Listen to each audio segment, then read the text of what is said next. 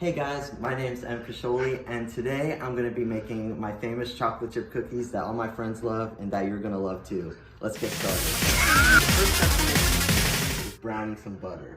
This is going to add a lot of flavor to your cooking, and in order to do that, we're going to take 2 sticks of butter and put it on a cold pan, and then you're going to put your heat to medium. And it's gonna take a minute, but we'll show you the process. You can see all the butter's melted now, and we're waiting for all the water in the butter to evaporate, and it's gonna bubble up. And now it's everyone's favorite time to mix the dry ingredients. First, we're gonna take 1 cup of bread flour. We're gonna need 3/4 cup of all-purpose flour.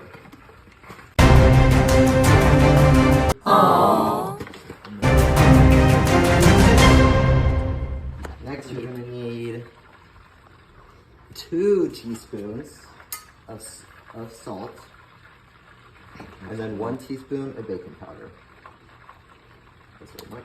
Okay. All right, and you're just going to stir it up, and there are your dry ingredients. And we'll save that for later. Our butter is now sufficiently browned, so we're gonna transfer it to a heat-safe container. So what I'm gonna do is I'm just gonna add some water just until it reaches 1 cup, like that. And after that, we're gonna put it in the fridge so that it cools down. You don't wanna put hot butter in your cookie dough. So now, we're just gonna do a rough chop of our chocolate. All right, this here's 2 boxes of Baker's chocolate, all chopped up, ready to go. All right, so while our butter is continuing to cool down, we're gonna go ahead and start mixing our wet ingredients. We're gonna put 1 cup of dark brown sugar, 1/2 cup of granulated white sugar. It's the normal kind, you know, everybody has this. We got 1 teaspoon of espresso powder, and we're gonna add 2 teaspoons of vanilla extract, but we're gonna go 1 teaspoon at a time. Let's give this a little mix, and then we can continue. Now we're just trying to get this egg yolk out. Don't be afraid to get your hands a little dirty. I know it's kind of gross, but you know. I'm just gonna put that in there. All right. All right, so we just grabbed our butter out of the fridge. It's gonna take about 15 to 20 minutes for it to cool down. And then we're just gonna pour it into our wet mixture, like so. And we're gonna stir that up. All right. And we're gonna add all of our dry ingredients 1/3 cup at a time.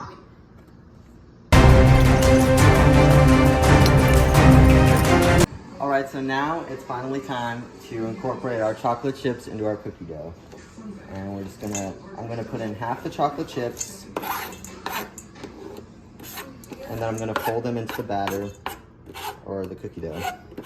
And then after that, I'm gonna put the other half in and mix it all up again.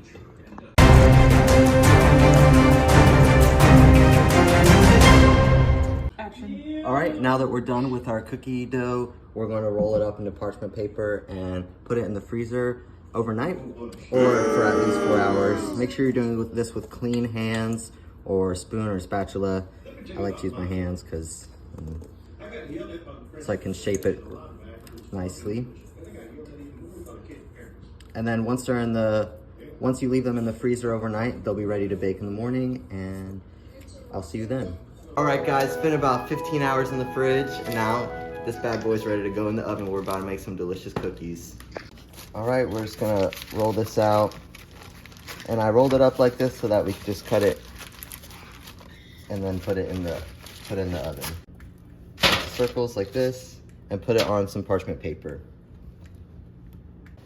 All right, and now that our cookies are placed onto parchment paper, we're gonna put it in a preheated oven at 350 degrees for 12 to 14 minutes.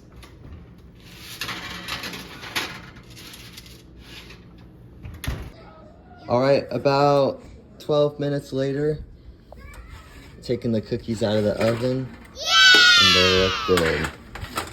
You can top these off with a little bit of salt or just eat them as they are, and they're delicious.